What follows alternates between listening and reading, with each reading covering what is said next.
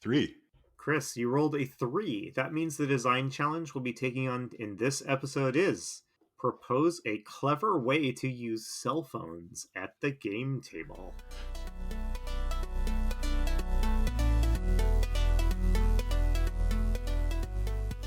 Hello and welcome to Roll for Topic, a roundtable discussion about topics related to running role-playing games. I'm Chris Salzman. And I'm Andy Rao. Andy, I have not talked to you for like 2 months. It has been a while, yes. So Yeah, who are you? Who are you again I exactly? know, right? Yeah, we recorded the last 2 episodes a while back, just for various scheduling reasons and stuff. And so now we're actually getting a chance to see each other. And there's been sort of a lot that's happened since then. Yeah, Yeah, so I wanted to, we will chit chat about our lives and stuff off air, but I wanted to ask you about how your gaming has been. So I guess I know a little bit that you've been running an Alien campaign. that's right, yes. And I wanted to say, if you want to peek behind the curtain here, it's classic roll for topic, Andy and Chris, that we recorded a couple of episodes like months in advance, and then we're recording this one like hours or days before it has to go live. So, Yes, of course, yeah. yes, my gaming, it's been a good month or two of gaming because I just wrapped up a 3 session alien role playing game scenario. I ran a published adventure called Chariot of the Gods, Mm, which they published standalone, and I think it's no longer available standalone, but it's now wrapped into the Alien starter set beginner box okay. product. Yeah, what's the general idea of that one? The general idea, so this was the first alien published alien scenario that came out to support the role-playing game, and it is a classic. You're trapped on a spaceship with xenomorphs. Hmm. It got a little criticism because it, I guess, very mild spoilers here, it uses the aliens from the Prometheus and Covenant side of the movie franchise, and so Okay. it doesn't actually have any of those sort of classic chest bursting xenomorphs in it, Hmm. although it's got plenty of gross aliens and gross alien interactions with the human form. Yeah. But it is a very alien esque game, both in its setup and in the agendas that it hands out to its pre-generated player characters, which I think you're pretty encouraged to run with the pre-generated PCs, although there's nothing stopping you from rolling up your own. Yeah. The alien police will not show up at your Yeah, door on this one. exactly. Yeah. So how many players did you end up having for this? So there were 4 players at the table in each Mhm. of the 3 sessions. Although during the final session there was a swap out of someone was missing and someone new joined, Okay. which it worked out well. Mhm. It was sad that one player didn't see the sort of the fruition of his player's agenda. He was the secret android working against the rest of the team, Mhm. but the new player who joined in had a great sense of the cinematic style of the alien universe and played that to the hilt. So Yeah, I was gonna say because so I've played Alien with you before, and it is a game in that I think if you understand the genre pretty well, like it's a game that I think that would lend itself well to someone else picking up your character, right? Like I think like yeah, D&D might be hard really to pick up someone else's character after a while, but like yeah, yeah. with this, if you know that you are the secret android, you sort of you know how that's gonna play out. Yeah, both the limitation and the joy of the Alien game is that it leans really heavily on the pacing and plot points of the movies and on the types of stock characters in the movie. So Hmm. it's easy to hand someone a character sheet and say, "You are the Paul Reiser character from Aliens," and they're like, "Okay, I got it. I know Yeah, everything I need to know about this guy." yeah. Right, and so most of the pre-generated characters have some pretty strong hook that you'd recognize because they've appeared in most of the alien movies. Hmm. The secret android, the alien, the corporate sleazebag, the hardworking engine tech that just wants to go home, that sort of thing. So Yeah. Just as a quick aside, I'm just thinking about Paul Reiser right now. I'm like, so I grew up watching him on Mad About You, as this kind of like jokey sitcom character. But then, I mean, he also has these roles where he is that corporate sleazeball, yes, and then he is in Stranger Things too, as sort of like a jerk scientist. he is. Yes, yeah. Yeah, what reign? What When I was a kid, I didn't see him in his more comedic and light-hearted roles Hmm. because for various reasons those TV shows and movies were deemed off limits to me by my Yeah, parents. So by the time I got around to seeing him in something, it was as the corporate sleazebag in Alien. So that sort of cemented Yeah, his casting, that pigeonholed him there for me in my yeah. mind at least. So it seems more weird for me to imagine him doing like a romantic comedy role Mhm. than anything else. Yeah, I mean, I think we're probably a couple decades away from getting an Alien reboot that's a rom-com, but it could happen. Yes. Yeah, Yes. okay, so you've run 2 small campaigns of Alien. Yeah. So I played in one, and then you just that was a couple years ago, and now done this one. Yeah. Are you done with that game? Are you invigorated to do more? I think I am done for now. So I ran a kind of published scenario called called, what was it? Destroyer of Worlds for Mhm. you a couple years ago. When I finished that, I had fun with it, kind of struggled with parts of it, was ultimately satisfied and said, I'm ready to put this down, but I might revisit it in the future. And indeed, a couple years later, I was like, yeah, I think I'm ready to revisit Alien. And I'm in the same spot. I had a good time with it. I Mhm. struggled with parts of it. It was a satisfying role play GMing experience. And yeah, in like a year and a half, I will probably get the itch to run it again. So Yeah. Yeah, and then let's see. So on a previous episode, we had talked a little bit about your props that you were thinking about making or using at the table. Did you have any of those that ended up actually happening? yeah, so I did try to get some props in there. When I started, I had these dreams that I was going to show up in like a Nostromo Oh jumpsuit, my goodness, yes. but those dreams quickly faded. So I basically did three things. The simplest thing is I ordered a bunch of like property of Wayland Yutani stickers and Mm, had the corporate sleazebag hand them out, yeah. while reminding everyone that it's illegal to take the stickers off of company property.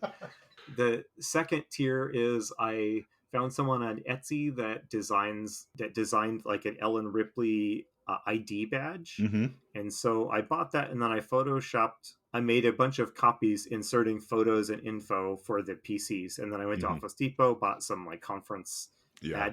badge holders. And so everyone had a little ID, lanyard, Hmm. which I enjoyed it a lot. I wouldn't say it, had a lot of practical use at the table. But Hmm.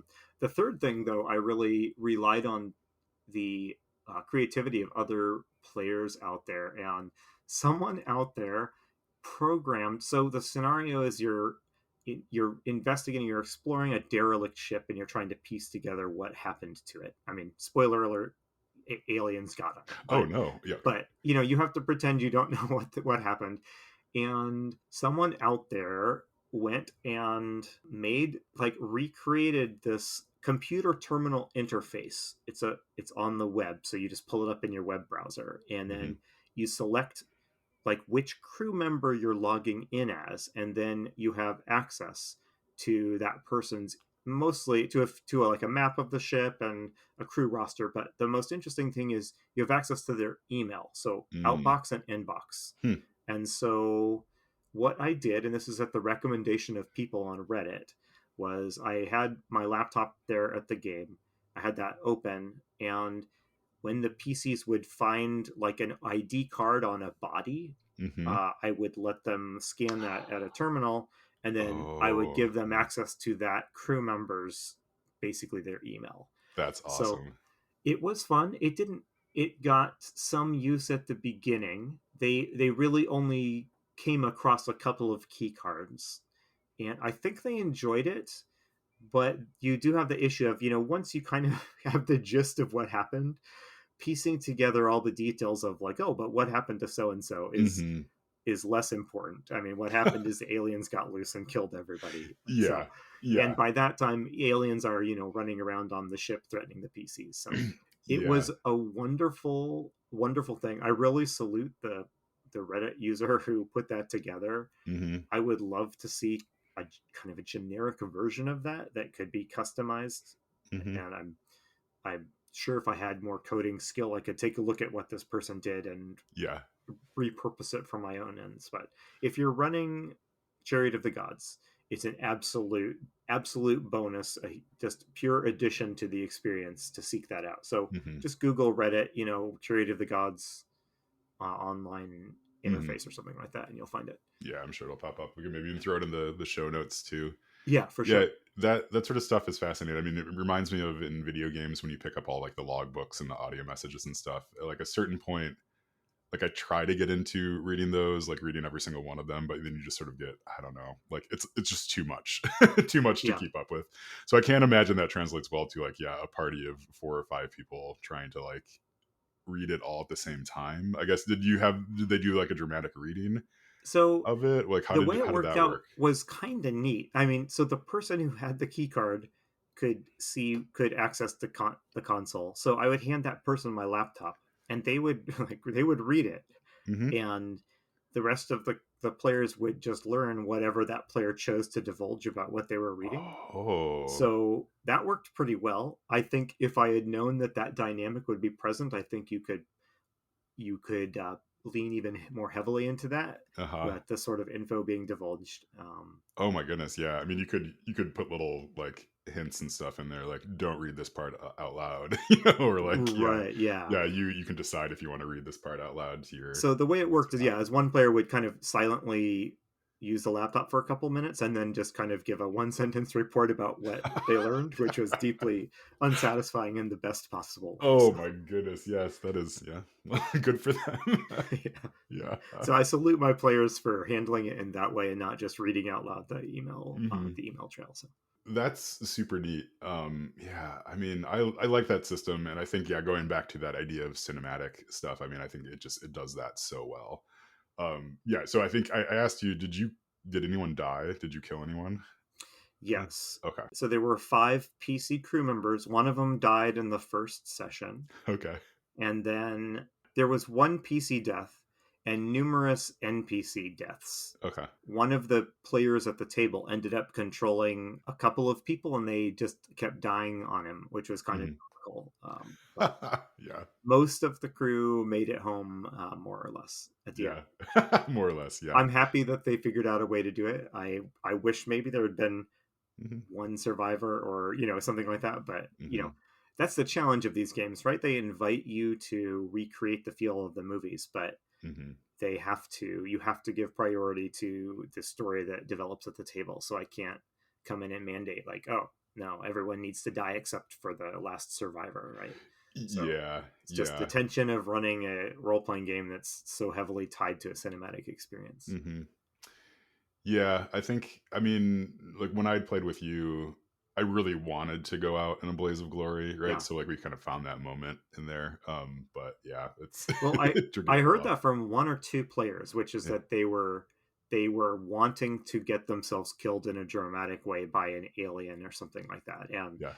that's great. It's a little hard to engineer that without sacrificing, the player choice that's so important to these games.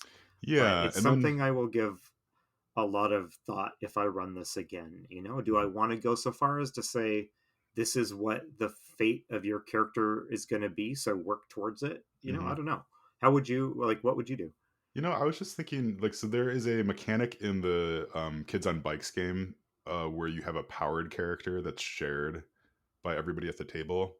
And I kind of wonder if that's a way to approach it is like you have the notion of there's only one person who's going to survive this, right? So you're Hmm, playing your own character, but then you're collectively playing that powered character. So then as interesting. players drop, then it's not like they have to just sit back and sort of watch what's happening at the table, which I think would be painful. So then you're Ripley is being controlled then by the whole group at that point. That is a fascinating way to do it. I really like that. And if I run Alien again, I'm going to have to dig out Kids on Bikes and think about how to approach that, because Yeah. that's maybe a good way to handle it. Yeah, I mean, it could be terrible, but I'm just thinking like, right, like if everybody sort of wants to die, they also don't want to sit around for 2 hours or an entire Right, right. entire session, yeah, watching it. Yeah, so that just might be a way to give them something to do. Or you give them control of one of the xenomorphs. So, Yes, well, yeah, there's always that possibility too. yes, Yeah. yeah. So hey, I ran Alien, and did you have recently run or play in a game that was sort of Halloween themed? Did you want to tell us Yeah. how that went? Yeah, so I played a game of 10 Candles. So the GM for that was John Corey, and then I had a handful of friends over, friends of his and friends of mine, over to play that game. It was amazing. So I don't have you played 10 Candles before? I've not. No, I'm Okay. familiar with the premise, but that's about Okay. it. Cool, yeah. All right. So my new like GMing thing is anyone who mentions that they like games, I'm like, well, you have to play 10 candles, like, right? It's it's like, yeah, Yeah. I'm late to the party, right? It's been the cool thing for a while, but it is a fascinating game. So I'll give a couple highlights of the mechanics of it. There's sort of a lot that goes into it, but like the general setup for it is that you are playing a tragic horror game. So in this case, everybody is going to die no matter what at the Hmm. end of the session. Yeah. Right. So you can die before it ends, but like that's where everything is trending towards is your character dying. And then the main mechanic for it is that you physically light 10 candles and put them on the table. And then as the game progresses, those candles get snuffed out based on stuff that's happening in the Wow. story that you're telling together. And the thing that I really love about it is so like you get as the narrative is going on, every once in a while the GM will call for a roll if you're trying to do sort of anything. So Yeah. the number of candles that are lit on the table still are the number of dice that you have, that Oh. like the players have, and then the number of candles that are snuffed out is the number of dice that the GM has to sort of like roll against you. Well, In that's that, neat. and there's some other rules around that, right? So like as it's going on, you have fewer and fewer statistical chances to actually accomplish the thing that you're trying to Oh. accomplish. Yeah, and it's great. And then the other like little subtle rule that I absolutely adore with the candles is that if one goes out accidentally, it stays out. So Huh. you have this situation where everybody at the table is like trying to be very careful about not blowing candles out while Yes. also still having to interact with each other. Oh, Like, that's great, actually. yeah, That's a neat little touch. yeah. And then we use tea lights too. So after about an hour and a half, right, they're starting to go like get pretty low just on their Oh. own. All right, so all that stuff is super cool. And then in addition to that, as you make your characters by writing a couple of like personality traits, we'll just call them, on different cards in front of you. So you have, I think, is it 3 or 4 cards in front of you, and then at any time you can physically burn one of the cards. So you put in one of the candles to burn it up, and then you have a bowl in the center that you can drop it in, and then that gives you a minor advantage. Usually you can re-roll. Yeah, re-roll Oh, your roll. that's wonderful. Yeah. So you learn about each other as you're burning these cards because you only have the topmost one visible to people. So you burn it and then the next one is visible, right? Like so it's like you're learning about each other as you're burning through these cards, and then, and then once you burn your final card, then you're done. Oh, You're done in the game. what an atmospheric Oh my goodness, experience. it's amazing. And then so the last thing I'll mention about the mechanics is that you start the game off after you've done your character creation. You record an audio message, like so everybody records an audio message that's going to get played at the end of the game. Huh. Right, so you're recording something sort of based on your personality, but you also don't really know where the game is going to go, like where Yeah. the narrative is going to go. But then you start working towards that then throughout the game. It's like you've recorded this message, your final like your last words, and then it's like how do we as a group sort of get ourselves to the point where that makes sense and is sort of in character as well. So that is actually more involved than I thought. Hmm. I thought it was mostly just the very first thing you said. The candles are the Hmm. number of dice you've got, and that's it. I didn't realize there was some neat twists like Yeah. burning up your character traits and stuff. That's kind of Yeah, a neat I think I twist. didn't quite realize that either. Like I said yes because it's a Halloween game, and John was going to run it, and John's been on the podcast before. Yeah. Like we all love him, so I was like, oh, it's great. Like I'll get a chance to play with play with John and some of my friends that I like playing with. Jess, who's been on the podcast, played as well, and my wife did too. It was really delightful, and it was fun. Throughout the game. It could get pretty bleak and creepy, but you could kind of modulate how creepy you wanted it to be based on your Hmm. actions in the game. Yeah. So you also at certain times after a candle goes out, you go around and you kind of restate some facts about the scene in Hmm. front of you, so you can add stuff to what's going on in the narrative. So like at one point, I think the thing that I added was that like a volcano started erupting, like making it much worse. And then another player added that they had a cat that could not die, right? Like so it's just stuff like that where Yeah. you're kind of like uh, this is the story that we're sort of telling collectively Yeah. throughout the game. But yeah, I highly recommend it. I think just from a game design perspective. So if you are a GM who likes running games, this is one to check out just to get your mind going in different ways of like, how can I approach telling a story collaboratively? Like, how do you approach telling a story where no one's going to make it out, but it's still Hmm. entertaining to play? you know? Yeah. Yeah. So it was good. Well, fascinating. It sounds Mm, like this was a good Halloween for both of us gaming yeah, wise then. yeah, it was. Yeah. Yeah, I didn't run what I thought I was going to. Like I had some other ideas for games to run, and then this one just sort of emerged. It's like, oh, this sounds like a perfect Halloween Yeah. Halloween game. Yeah. There's one other not Halloween related thing I wanted to share. I'll try Hmm. to keep it really brief. And it is we should just have a regular segment on the show of like stuff I played in a video game that I Yes. want to bring into tabletop role playing games. But I've been replaying Fallout 4, Oh. which is, I don't think I need to introduce that for our listeners. It's a, big, sprawling, post apocalyptic computer RPG. So, and they just do a neat design trick that's been stuck in my head since I first articulated to myself what they were doing. It's an open world game, so got sort of like hex crawl mentality, just strike out and see what you bump into. And so all over the map are these optional, I guess you call them mini dungeons, Hmm.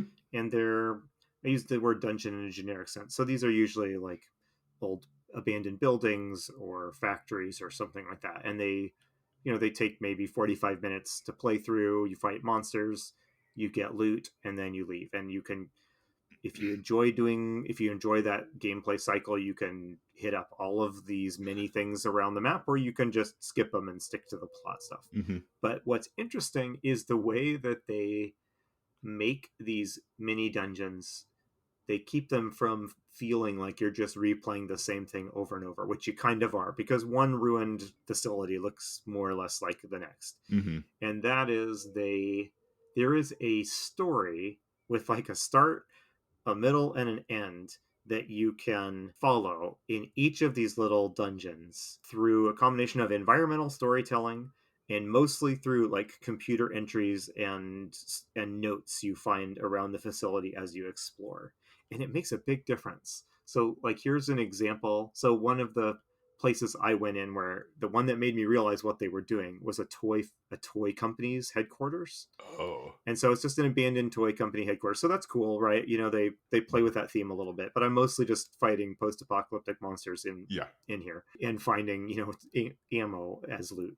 Yeah. So that's kind of boring, except as you go through and you get access to old computer terminals and stuff like that, you read the story of like how the company was approached by the government to use some of its factories, before the World War III, they use some of its factories to manufacture like weapons or landmines. Uh-huh. And so you get this little peek, and like some of the company founder thought that was a betrayal of what his company was for, but his son, who was on the board, thought it was a good idea. So you follow this weird tension. You learn about who was fired, and you read the emails from the government, and by the end of it, you have felt like you've read a little short story set in this setting.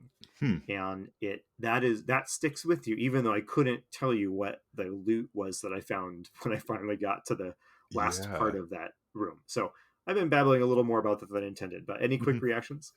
Yeah, this actually reminds me of a tweet I read earlier today.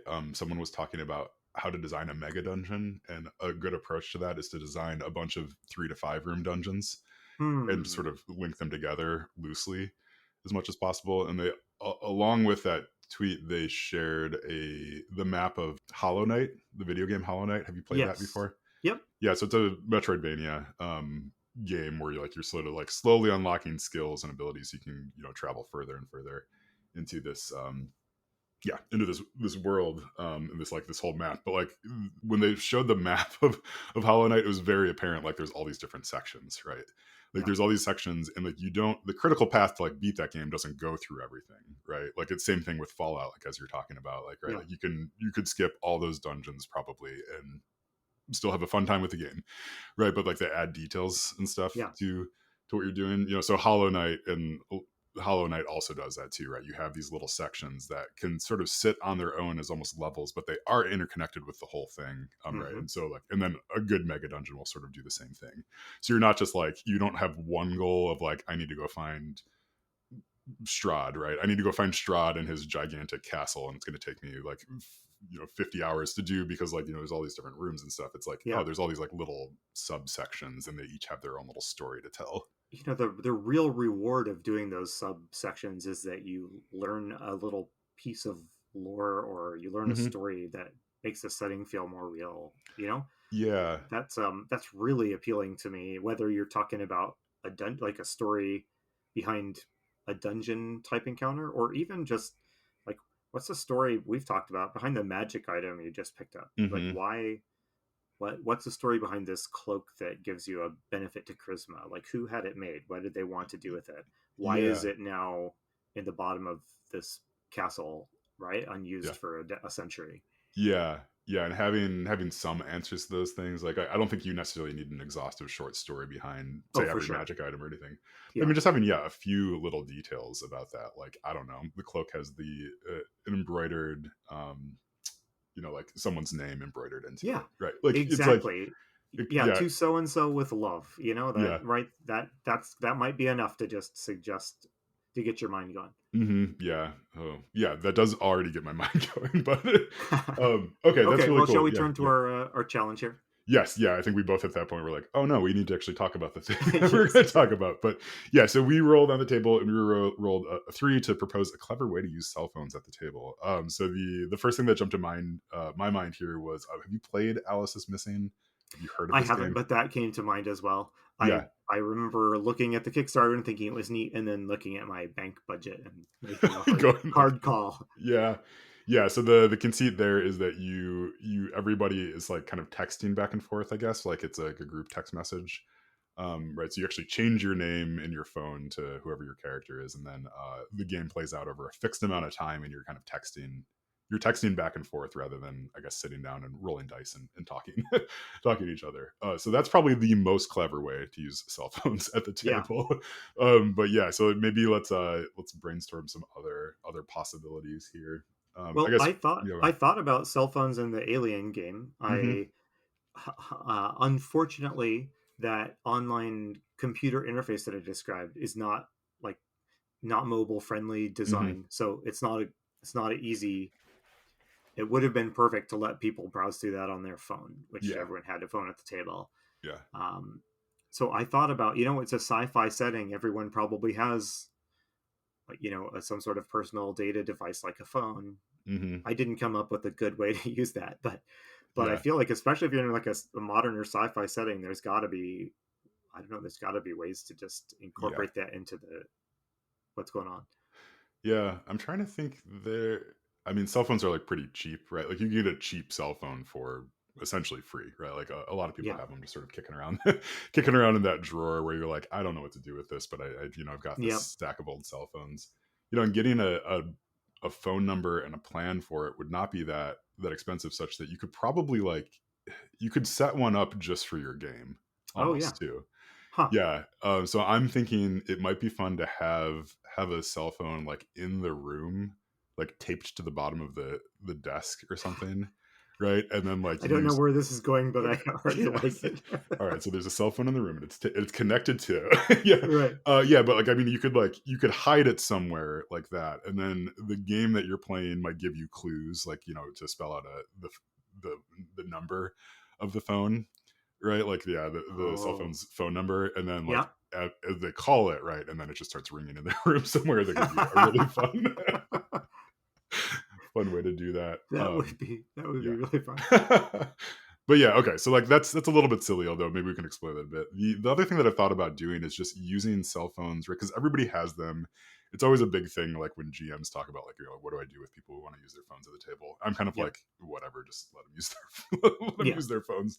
Life is short. But the thing you could do is like you can have asymmetrical information sharing, I think, with cell phones, right? So you could text certain people like, "Yeah, I'm going to describe this scene, what's going on," and then like you see this extra thing, Yep. right? And so rather than writing it down on a sticky note or something like that, you could just text it to them as well. Yeah, which I don't know. Have you tried that before? Have you done anything along those I lines? haven't. I mean, in the Alien game, there was a lot of note passing Mm, between me and and all of the players. Basically, yeah. I would have loved a way to type that instead of writing out on an index card and trying to trying to sneakily hand it across the table to one of the players, alerting everyone to the fact that something's going on with that Yeah. player. Yeah, that'd be fun. Yeah, I Oh, mean, you could all have, any chat app, but like, Roll 20 or whatever open, which I think mhm. lets you, I assume that that's a mobile friendly site, although I guess I shouldn't make that assumption. Yeah. I think that has the ability to message people individually or as a group. Yeah, it Yeah. does. Yeah. I almost wonder too if like if you could find a way to send a message such that like everybody at the table gets a notification, but only one person gets a notification with any information in it.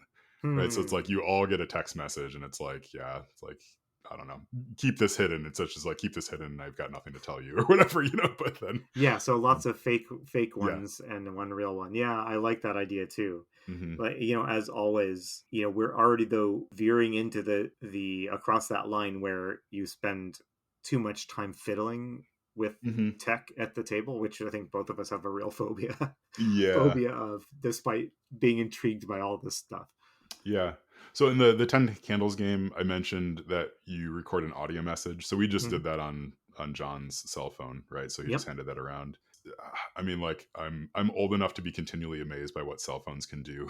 Yeah. can do these days, Yes. right? It's like, oh yeah, you do have access to an audio recorder and a photography, like like a camera and like a film camera, right? Like you have access to all this sort of stuff in everybody's pocket. Okay, but like going back to the question, can we maybe refine this a little bit to like so it's propose a clever way to use cell phones at the table. That's pretty broad. Do we want to can Yeah. we narrow the scope a bit to maybe like some sort of specific mechanic or something specific that you want to happen at the table? Yeah, I feel like there's two ways we could go with this. I Hmm. think we can all imagine the ways that cell phones can like support the experience of playing an RPG by like Hmm. holding your character sheet or having a messaging system with the GM, that sort of thing. Hmm. But I feel like what would be most delightful is something that is more like your idea of, hiding the cell phone in the room, like a clever way to use a cell phone to do something you really wouldn't be able to do if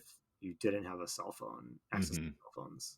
But of course, telling ourselves we need to come up with that here on the fly on a podcast when is Yeah. probably a bit of a tall order. But I like trying to find a way to use the artifact that is a cell phone in a way that is delightful at the Hmm. table. Yeah. I mean, I think I do like the hiding a cell phone somewhere, although I'm not exactly sure like what happens when you call Right? it Yeah, it's necessarily. I mean, I it's think like like 70% of an idea. So it's like if yeah, yeah, it's a fun part of the idea. I mean, I guess like right because someone's got to answer it, right? So like maybe you the GM has to answer it and then speak speak in person, or it alerts them to the location of the cell phone, and then they can go through and maybe you have like you were talking about with the alien game, like there's emails and stuff they can go through. I mean, you could set that phone up to have a bunch of artifacts in there, like a contact list yep. or yeah, or old text messages, emails, stuff like that, various apps and stuff already downloaded onto it. Yeah, it's like if you're going to introduce something that is very physical and information rich like that, to me, it sort of begs the question about designing something around using that as part of a sequence of a puzzle. Hmm. Right, so you would maybe collect the numbers to find the cell phone, and then have to figure out like the code to unlock it, and then maybe the cell phone then leads you to something else in Yeah. the room, like a specific book, and then inside the book there's something right. Like you got to make it part of a scavenger hunt, almost just like that's all set up within the room. Yeah, I mean the same way you might put together an in-game diary or something like Hmm. that for people to flip through. My mind, I'm quailing a little bit at the thought of how much time would be involved at setting up contacts and a Yeah. trail of text messages, but that would be a pretty amazing artifact that players could just play with and explore, maybe Hmm. in between game sessions or something even. Yeah, I'm wondering how much you'd need to do with it to really make it effective. I mean, I think if you just had a couple contacts in there, related back to NPCs in your game and a few text messages, that's probably about all you'd really need to have Yeah. on there, and then everything else would be extra. I mean, the really cool thing would be if you sent it home with someone and then it rang in between sessions. Yes. A shadowy voice picked up. um Early in the days of the World Wide Web, there were one or two really effective online horror stories that used the medium of that used websites to tell the story. Like Hmm. I can't remember the name of it. The Dionia House, does that maybe ring a bell? Anyway, there It was does. one, and It does not. I know. Like I've run it across a couple involved things like like fake this. websites set up, and fake message boards and stuff. Hmm. And the more you clicked around, the more awesome story stuff you got, Hmm. basically. And that was very satisfying. But I guess that's not really cell phone specific. That was something you couldn't have done pre like World Wide Web. Yeah. And so, is there something with like phones that what do phones let us do? Could we do? Yeah, what's the like?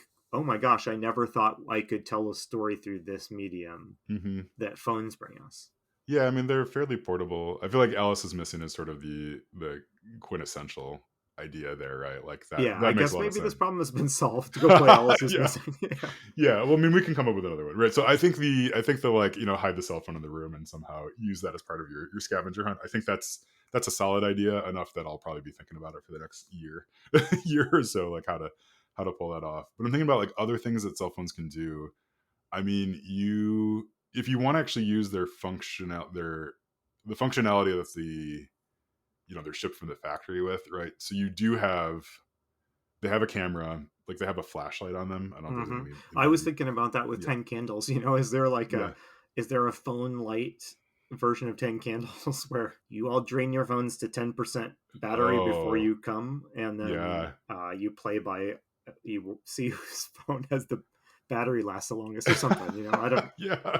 That's not a bad idea. I mean, yeah, if you just put the flashlight on in the middle of the table and it's like it's just running the whole time and like you go until it goes out. Yeah.